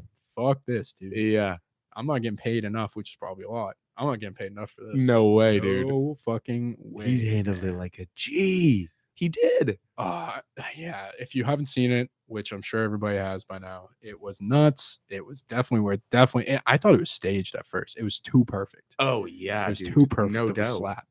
And like the way Chris Rock, he's like laughing nervously, dude. It was fucking funny as hell. I agree. Yeah, dude. The mainstream's so crazy nowadays. Like, I've checked out. I've completely checked out of new online and stuff. Well, just like, you know, fuck worrying about what Will Smith and Chris Rock are up to. I'm worried about what I'm up to. Yeah, you know what I mean? I'm worried about what Manny's up to. I'm worried about fucking shit that's pertinent in my life. And I think the biggest issue with how accessible everything is, you know, you just lose yourself in the mix. Yeah. Right. You start to check out from real life a little bit. Now you're on there. But also, dude, it's come to a point where I've realized that so many people are so not afraid of talking shit. Maybe not afraid of talking shit, but like just nervous talk. Nervous talk is so easy when you're talking about stuff that you're actually feeling. If there's someone I don't like, if that you are close with, right? Then, and I don't know what to say, I'm going to say, talk shit about him. Honestly, let's be real. I'm not much of a shit talker, man. I should talk if I'm pissed. I should talk if I got something to talk about, but most of the time I don't have shit to talk about. No doubt. But I wouldn't want anybody shit talking to me. No doubt. But dude, everyone does it. And know how easy it is to just talk about someone who really doesn't even exist. Like Kanye is one person. Yeah, he's literally who gives a fuck is what I'm saying. Yeah, that's what I'm saying. Who gives a fuck about talking about it's like Kanye? Nervous. It's like, that's a waste of our conversation. You know, it's a waste of our conversation. But dude, that nervous talk around so many nervous people that don't look up from their phone because it's awkward. So what you're saying is they rather talk about Kanye West than themselves or something? Not that exactly, but I think they're just so consumed in what, like, not the media, but what is being fed to them with like, oh my God, you see that crazy thing Kanye West said about living vicariously through technology, through mediation. Yeah. Right? It's like, how didn't you hear about that? Yeah, exactly. Because I'm living in the real world. You know what I mean? Yeah. And that's why I won't download like shit like TikTok, dude. Like that's a waste of my fucking time. I don't need to go read the tabloids. I would download TikTok if I could, like, it could help me with my podcast, like an algorithm, like the algorithm like shows. It would, but you know, is it worth it, dude? Is it worth it, man? Get out to people. Do this and like, so let me ask you this, Manny. Why are you doing this? Why is the Manny Baptista Pod Show even a thing? Dude, because I'm realizing that a couple things. Dude, it's hard to really like get to know somebody, you know. It really is. Like it's really the real person comes out when you're talking with somebody one-on-one. Yeah, and if they want to be there or not, you know what I mean, a little bit. And really, I mean, there's so many reasons why I'm doing this, but when it comes down to it, I'm just trying to like build my conversation skills. When it's a simple fact, interpersonal skills are hard to come by. I'm a communications major, and let me tell you what, dude, fucking interpersonal ability is seriously lacking in today's job market or any application, social application. But also on another point, like I want to get better at thinking before I talk a little bit, if you see what I'm saying. Oh yeah. Like, damn, you know what I hate more than anything? What? Awkward silence. No, thank you. No, thank you. I'm terrible at that. That is really what kills me. I can't sit there for more than 2 seconds without spewing some bullshit out of my mouth. And I mean? Really, that awkward silence makes me say some pretty dumb shit. You know what I mean? I think everybody gets caught up in that, though. Not even that, but thinking before I'm talking. That is tough to do. That's really harder than you think to do. And actually saying what you're thinking, clarify. Like I'll be talking a lot in forestry or in any situation, whatever discourse you might be applying yourself in, and people will be like, what the fuck is this guy talking about? That happens some bullshit all the time, my whole entire life. And I feel like I've a little bit become defensive a little bit when people can't understand me. Like I'll become really like frustrated because people don't understand what I'm talking about. Of course. And dude, what I really want to work on is just making it so people can understand what I'm talking about and not being like, this motherfucker's crazy. You know what I mean? Because my whole life, people have looked at me and been like, can I buy Coke off you, bro? Like, what is wrong with you? And that is just the worst feeling. It really is. Yeah, it is, dude. Not being an effective communicator in life, I really feel for people who are socially anxious or awkward or, extreme introverts, dude. I happen to be an extrovert. I happen to really love talking to people. Yeah. It's going to be my profession one day, my career. Yeah.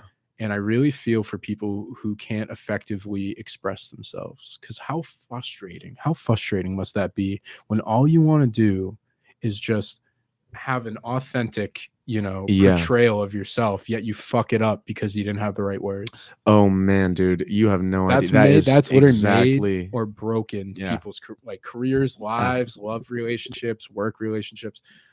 As being an effective communicator, I think is the key to success. Right. I want to like get what I'm thinking up here and say it in a way where you can kind of relate. And with rapping last year, I did a lot of this. And what I realized, it's so much easier to say things that other people can understand in a way where it rhymes, maybe, where if you put the words a certain way, it can really strike a chord. Yeah. Oh, yeah. Really, alliteration is freaking key, bub. Yeah, exactly. But yeah, bub. Yeah, bub. Yeah.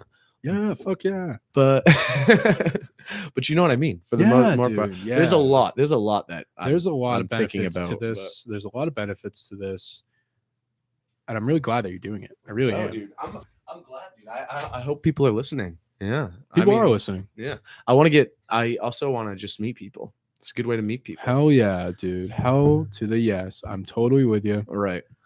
But another point, the last thing is I felt so much in the past 2 years, really, in being at UMaine, not being able to start a band. That sucks. That kills me every day jamming alone. Yeah. Every single day jamming alone. That's tough. You're right. That shit sucks, dude. No, and I want to start a business. Okay.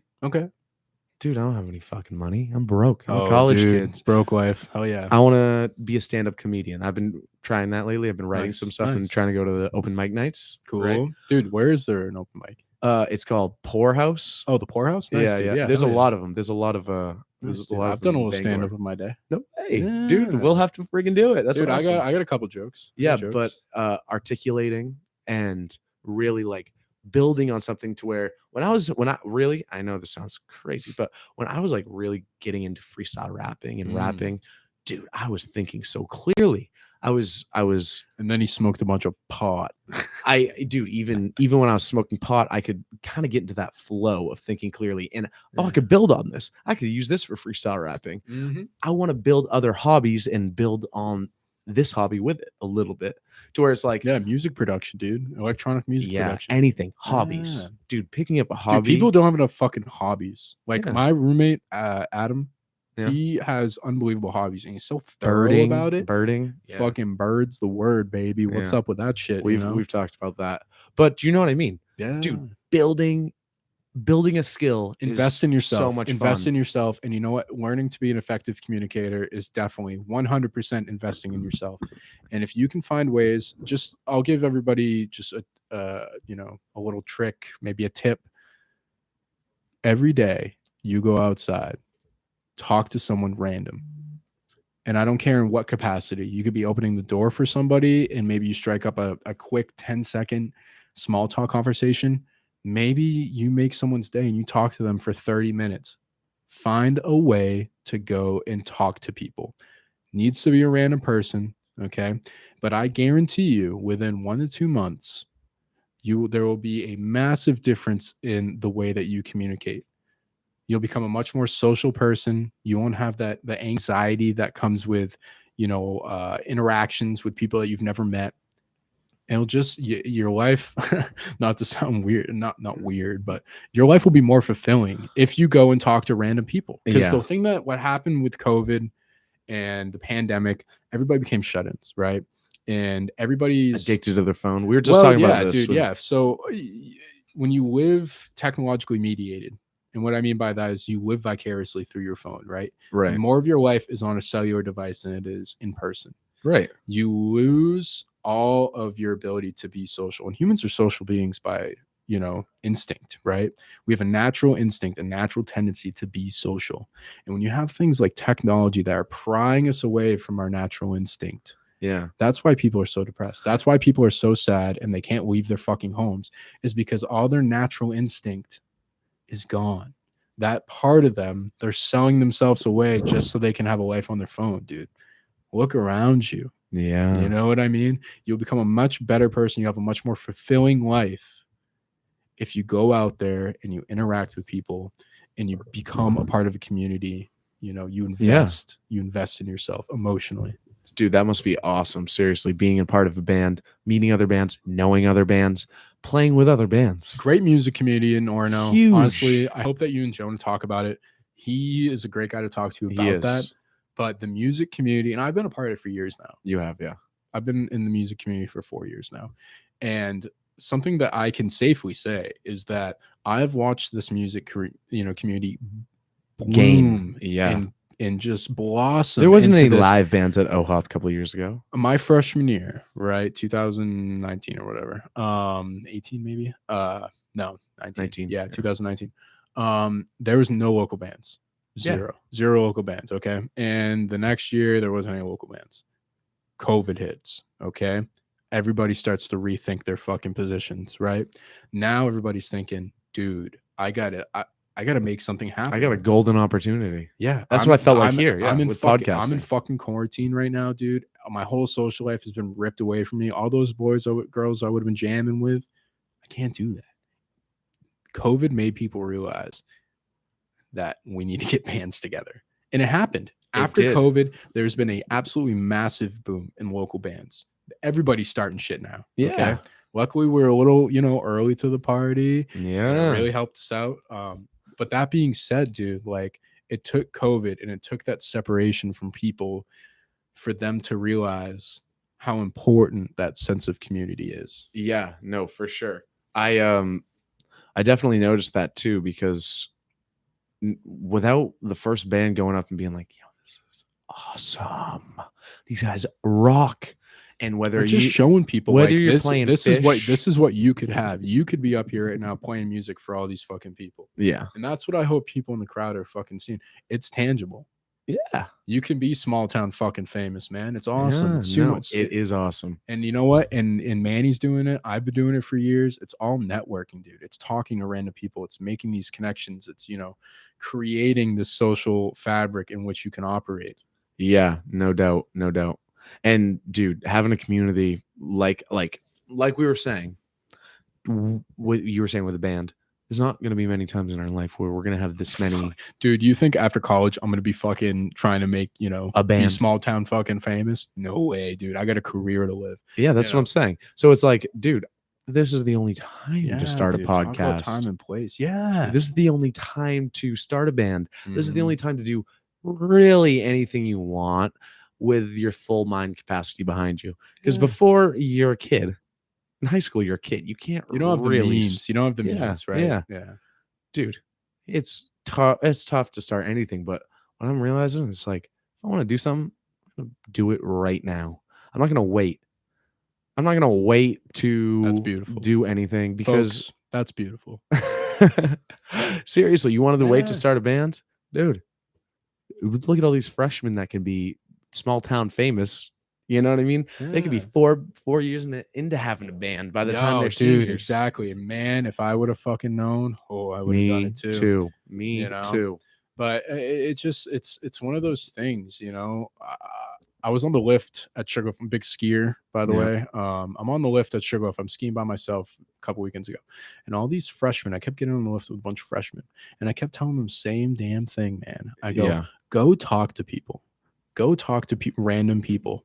The first week I was at the University of Maine, I walked down the hill multiple times. I'd go to Wells to get food and back, and I'd get 10 fucking Snapchats because I wouldn't even approach people, dude. It would just, you would automatically strike up a conversation. And I go, can I sit with you guys? Yeah, dude. Yeah. And then before you know it, dude, you're buddies. Now you go to lunch. Now you go to lunch and you sit with them every day. Right. You know what I mean? But and a lot of these COVID babies that are, you know, coming up, and they're freshmen at UMaine, they don't know what it was like, what college was like pre-COVID. Now they're all fucking shut-ins, dude. None of them will leave their room. They're all weird and awkward and, you know, tense. It's like, dude, you need to actively, and this goes back to talking to random people every day. The more you put yourself out of your comfort zone, the more natural things are going to start to feel. And over a while, you're going to overcome that stuff. But it takes that initiative. It does. It takes a hard initiative. Just like if you want to start a band, you know, you make a very valid point. I'm not going to be able to do something like this in 20 years. I'm going to have a job. I'm going to have a family. I can't expect other people to spend the amount of time that it requires to have something like this. Yeah. And if you start it now, dude, you can just have a band in 20 years from now. You can already know people. It's just not going to be the same. No, obviously not. It'll be maybe you're playing once a year, but it's a hell of a lot easier to have this going now. And I live with my fucking bandmates, okay? Yeah, exactly. Like you can't do that shit when you're 30, 40. Yeah, that's what I'm saying. You know what I mean? Yeah. Like, but if you were to say, yo, let's practice once a month, that's reality. That's reality if you're just trying to start a band for fun. Dude, if you're trying to learn how to play guitar when you're 40, and you have a family, you can do it though. You can do it. Yeah, you can do it. But you're not going to be a fucking rock star. You're still a dad. You know what I mean? You could be a dad rock star. I don't know. Yeah. You could be a rock star to your family. Try that for once. All right. So, Yoni. 8 and 11. Local acts only. Go Skyline Drive. Nice. Got some people. How many people are watching this? Dude, one person right now. Nice, badass. Aiden, hell yeah, dude. I'm glad to see you checked in. Nice, dude. All right, so what's the main takeaways from this pod? Dude, we talked about a lot. Doesn't feel like an hour and a half. I'll tell you that much. I know. All right, what's the main takeaways? The main takeaways is wear cool clothes. People will approach you. Be your own person. Okay, that's cool. Being your own person is a band. Cool. Starting a band is cool. Chase your dreams, especially if you're in this college scope right now. Chase your fucking dreams, because you know what? Time is fleeting. Unfortunately, I hate to say it. And I guess the third thing is like, you know, don't take yourself too seriously. Go out there, talk to people, make yourself a better person, and whatever, you know, by whatever means necessary. If you are not the best communicator, go out and talk to people. Okay. Yeah. You'll get better at it. You know, if you're an aspiring musician, play with people who are better than you. If you're not funny, make jokes. You'll get better. Okay. Yeah. If you're not fucking funny, fall on your face a couple times. Pretty funny. You know what I mean?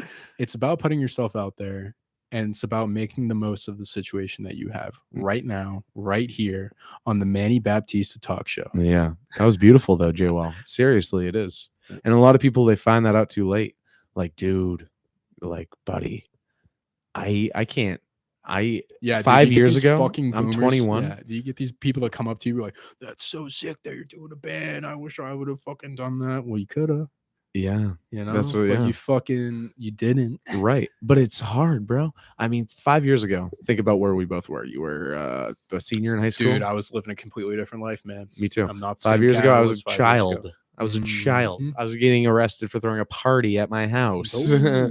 I was so different than I am now. Yeah. 5 years from now, who knows, man? Oh man, I'm going to be so much more efficient thinking. Exactly, because you're manifesting the person that you want to be 5 years from now, and you're taking the necessary steps, the precautions to make that happen. You know, right? Yeah, and that in and of itself, I think is beautiful, personally. Yeah, but second of all, it's like, you know, take it from Manny. He's doing the work that it takes to change yourself, to make yourself a better person, to manifest that. Yeah. You know, those wants and desires from yourself.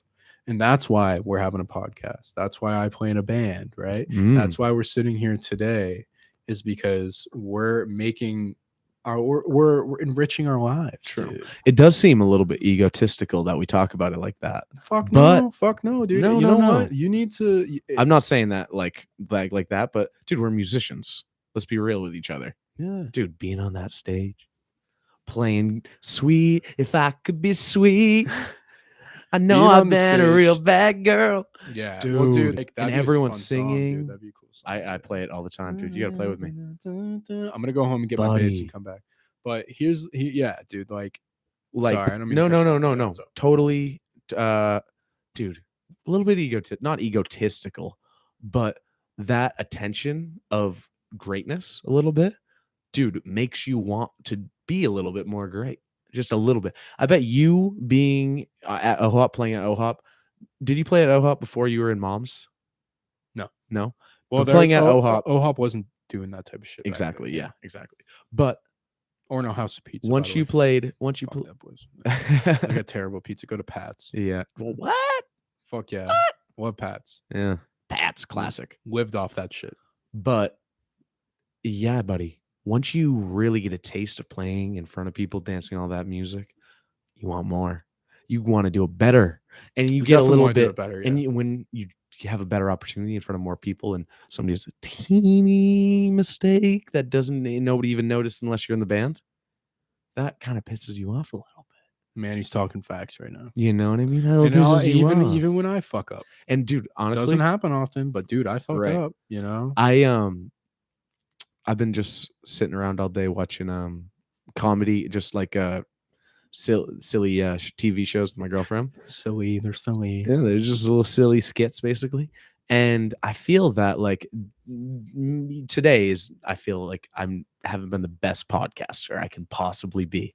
I feel like I haven't really been thinking about topics and thinking about different ways to look at things and talk about things. You know, it's once you get a really good podcast in, then you think, oh, let's build it all from here. But it doesn't take that. It's not like that. They didn't build Rome in a day. Exactly. That's the thing too. If you there's all this fucking talk about, oh, I want to do this, I want to be that, you know, you got to fucking do the work, dude. It took me 3 years to make a band. Yeah.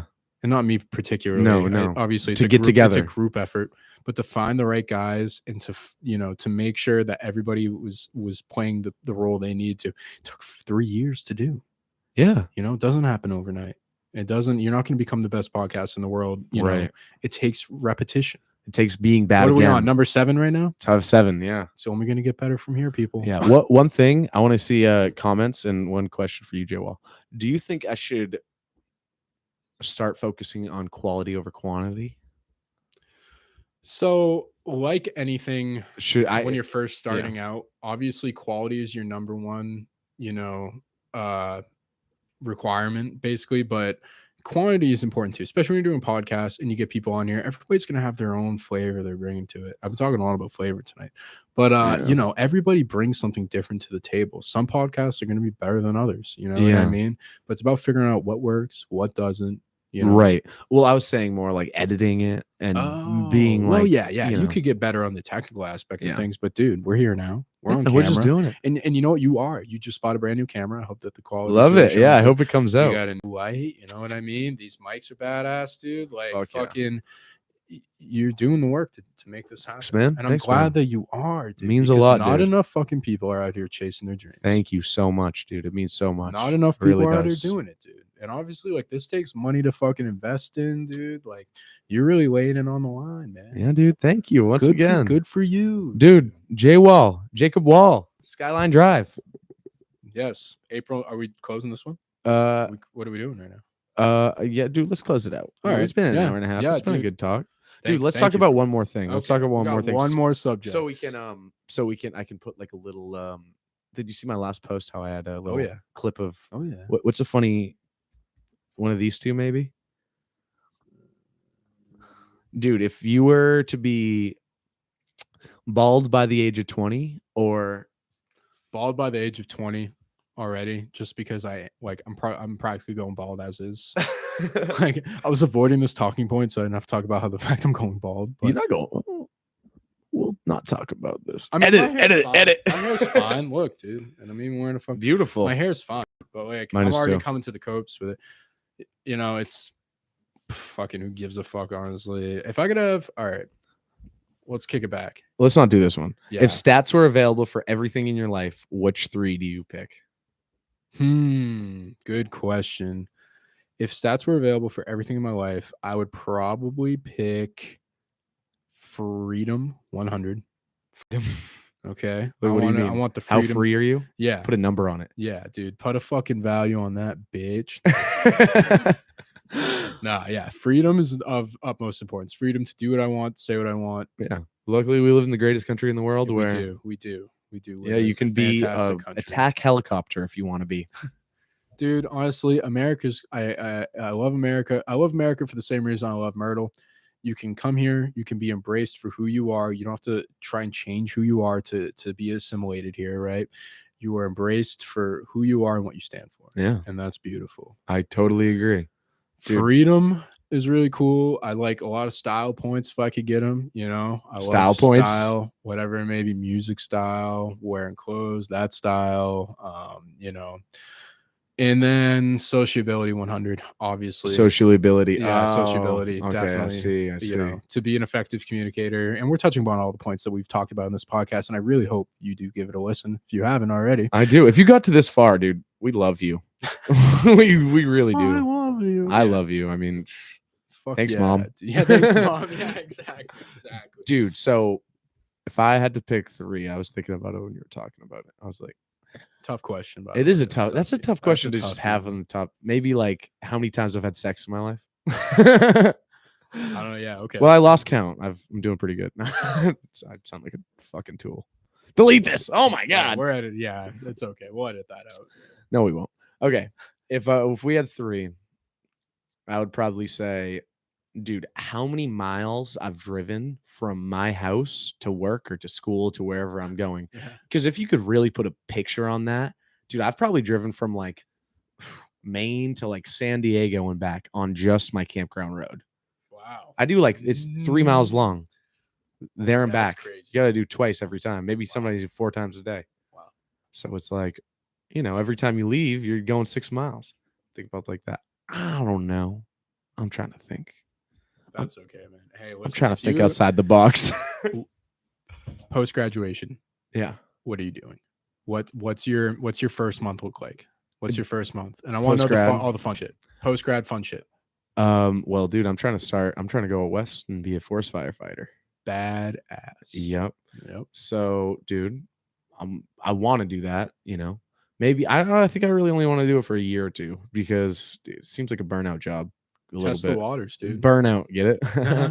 But dude, I want to do something with forestry before I like, you know, start the campground. I feel like obviously I can I could probably go back and run the camp. Obviously, I can't do it without you, Dad. If you're listening, but I'll be staying at the campground this summer. You will, 100%. But I want a little bit more time to maybe build on myself. And I don't want to go straight into my career. Like if you were going straight into your career in 5 weeks from now, or whenever we graduate, you want a little bit of time to like figure out exactly what you want to do. Yeah. And maybe that's what you are doing, you know? Oh yeah. And maybe that's what you thought about doing, but I don't know. I'm just thinking about myself. I know how to end this podcast. Okay, let's do it. I'm going to tell you guys a very funny story about Manny. Perfect. All right, we love it. We love it. So back in Myrtle, we used to have this inside joke, right? Love it. And it was the Order of the Bear Claw, because so many people would come to our house and think we're a frat. Yeah. Right. So if they did, we would fuck with them and be like, no. We are fraternal in nature, but you know, we're no fucking Greek life. We're the Order of the Bear Claw. Right. Yeah. So Manny had been coming over for a while now. We had worked up quite a repertoire, right? Right. So one day he's over there and we're sitting in the living room, we're shooting the shit. And I spring the question, Manny, you've been around long enough. You know what we're about. We think that you'd be an upstanding individual to have in the Order of the Bear Claw. So I make up some rather fictitious information about the Order of the Bear Claw, and I'm really getting detailed about it. Oh, and I'm talking about the initiation that we're gonna have, and dude, I can tell about halfway through, Manny is like freaking the fuck out. He's freaking out. Like I'm losing my shit. He's thinking this is some cult shit, man. Some cult shit. And the best part about it is it's an inside joke in the house. So his friend Owen Burke is playing into it at the same time, right? I don't think I saw you for a whole year after that. Yeah, I was like, fuck. He didn't talk to me. He didn't want to see me. He thought I was fucking a crazy cult leader, the whole 9 yards.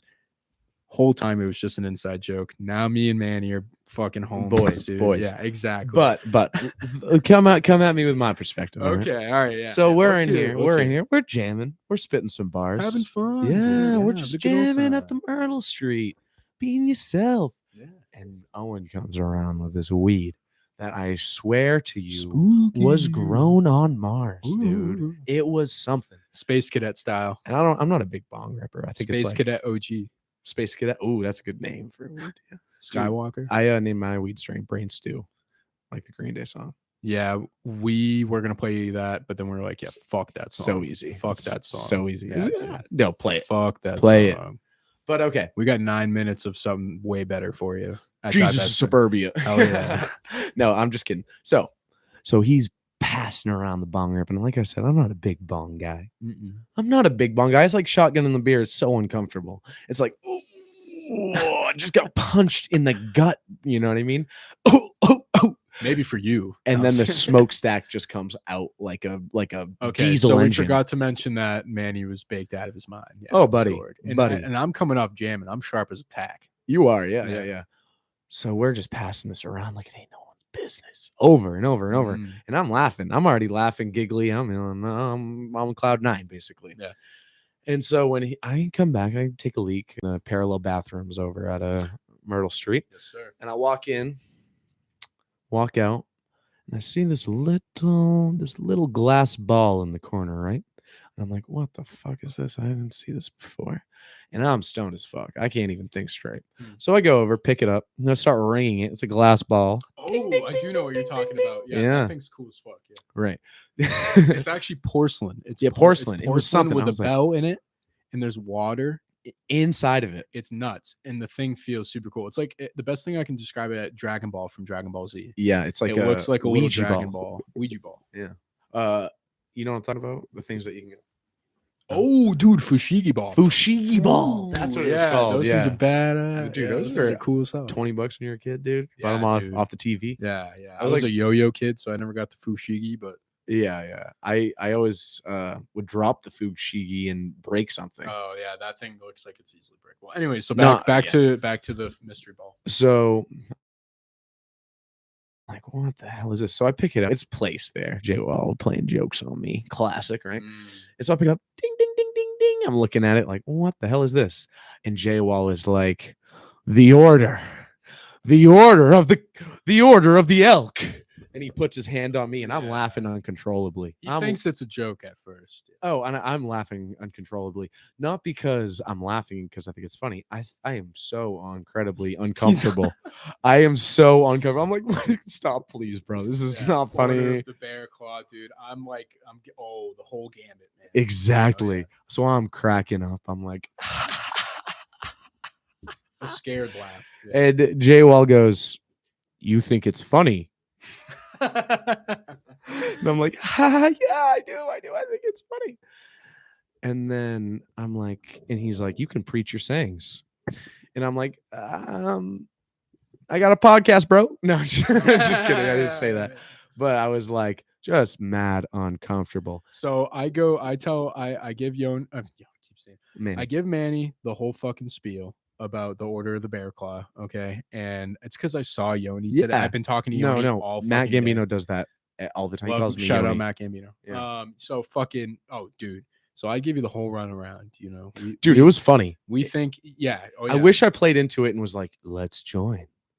Yeah. Let's see what the initiative we would have put you through initiation right there. We would have brought you into the dungeon in the basement, dude. Locked you up for 4 hours. Oh yeah, lit some candles. Yeah. Like you would have brought up the golden bong that you have to hit. Yeah. No, but seriously, so I practically terrified you. Oh, you scared the piss out of me, dude. And dude, I was scared shitless. So as soon as you leave, I look at Burke and I go, might have went a little too far. might have fucked up there. And I didn't see Manny for literally like a whole year. This dude, me like fuck that. Plague, man. Yeah, fuck that, dude. I didn't want to be around. Dude, no, sorry for fucking with you. Dude. Come on, because I had done that joke, I had done that bit so many times to people. Yeah, and you're all good. And normally they'll follow through with it until I'd say some like bullshit, like you got to shave your hair and like put it on, make a mustache with your fucking, I don't even know, whatever. But most of the time, people don't believe me, dude. I'm blowing up. I'm blowing up. I go out to my car and I call my girlfriend. I'm like, I've been invited to be in a cult. Like, obviously, we're in a frat. We're in a college town, so we've been invited to be in cults, and we've been invited to be in a frat. I'm sure you have. Oh yeah, dude. I got a bid from Theta. What's the difference? What's the difference? I'd rather be in fucking a cult at Myrtle Street. That's all I'm gonna say. Oh yeah, no doubt. But that's what basically, I mean, that's what made me uncomfortable about it. I'm used to being in. Come check out a frat, bro. We got mad booze. No, but I totally fucking had you on the hook, dude. You did. Because Manny had been coming over for so long, dude. You had been coming over for so long, and we had been treating. Because, like I said, most people come in, they think we're part of a frat, right? But really, we're just a bunch of good friends, dude. We're a bunch of best friends, right? And so Manny's like this whole time. I'm sure that there was this fraternal element that you felt, but we never actually talked about it. Not at all, really. So when I bring up, the Order of the Bear Claw, it all starts clicking upstairs, and it really does throw people for a loop. But took it way too far with you. I'm sorry. Yeah. Dude, totally good. It was hilarious. I know. Well, you want to talk about being a comedian? Fucking. Oh yeah, dude. Yeah, we got jokes. Buddy, let's jam. Let's end this go shit. Jam. Play some hits. So see us at OHOP. Jwall is coming on the podcast sooner than later. We're playing Skyline Drive is playing April Divest 6th. Fest. Well, we're playing April 6th at OHOP. And then we're playing April 9th at Divest Fest. We're playing around 6:30. Come there for the whole fucking thing. There's going to be the best 5 bands in all. It is. It's going to be awesome. It's going to be badass. Jonah will tell you more about it on the next pod. And Manny, thanks for having me on. Dude, man. Thank you. Seriously. Yeah. Seriously. Dude, this won't be our last Jwall. Fuck no. Jcast. No, sir. Castwall. All right, homies. Peace out. Adios. Later. Later. End it. Nice, dude.